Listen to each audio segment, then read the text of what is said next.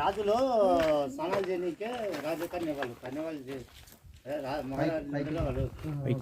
అట్నుంచి స్నానం చేయడానికి ఒకటి కొనేరు వాళ్ళకి చాందలో పోయినా కదా ఖరాబ్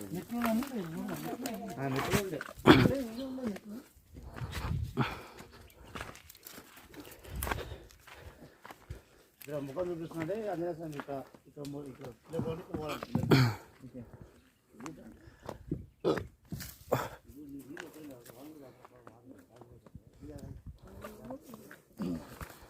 ఫ్రెండ్స్ ఇక్కడ మనకు మూడో తోరణం తర్వాత మనకు పక్కనే ఇక్కడ మనకు గచ్చిబావి అంటే ఇది ఇక్కడ మనకు బోర్డు రాసిండ్రు.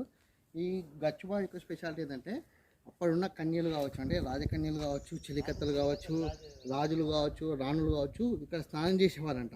అక్కడ దిగడానికి కూడా మెట్లు చాలా అనుకూలంగా ఉన్నాయి. ఇది శిథిలావస్థకి అయితే వచ్చింది. ఇది టూరిస్ట్ స్పాట్ అయితే చాలా బాగుంటుంది. గవర్నమెంట్ కొద్దిగా కేర్ఫుల్గా వేస్తే మనకు చాలా అద్భుతంగా ఉంటుంది.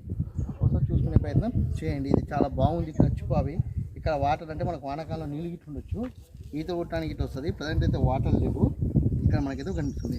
ఓవర్ఫ్లో అయిన తర్వాత బయటికి వెళ్ళడానికి నీళ్ళు కూడా మనకి ఇక్కడ కాలువలాగా కనిపిస్తుంది. చూసుకునే ప్రయత్నం చేయండి.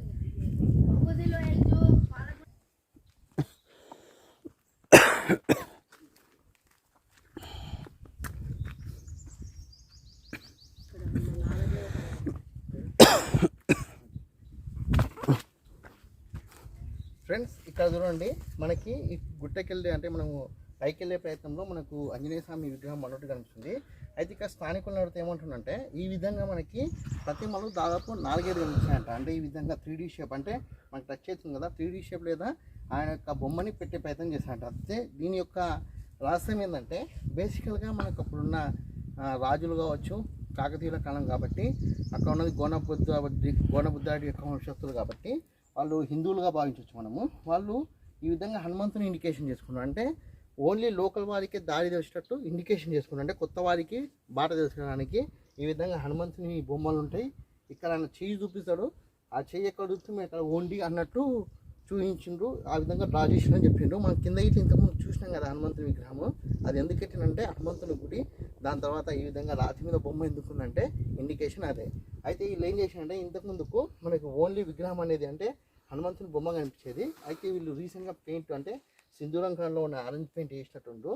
దీనివల్ల ఇంకా కొంచెం తొందరగా అట్రాక్టివ్గా కనిపించడానికి స్కోప్ ఉంటేనే ఇచ్చినట్టుండ్రు. అయితే మనకు వారి కాలంలో అయితే ఈ విధంగా ఆంజనేయుని బొమ్మ, ఈయన చేతి సింబల్, ఇది ఎక్కడ చూపిస్తే అక్కడ దారి అన్నట్టు చూపిస్తుండ్రు.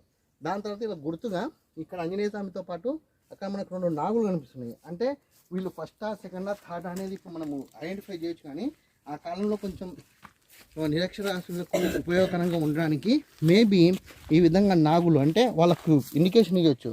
ఫస్ట్ హనుమంతుని బొమ్మ ఒకటి వస్తుంది, దాని తర్వాత హనుమంతుడు నాగులు వస్తాయి, దాని తర్వాత ఇంకేమైనా విగ్రహాలు వస్తాయని ఇండికేషన్ ఇవ్వడానికి ఈ విధంగా జైన్గా పెట్టినట్టు మనకు కనిపిస్తుంది.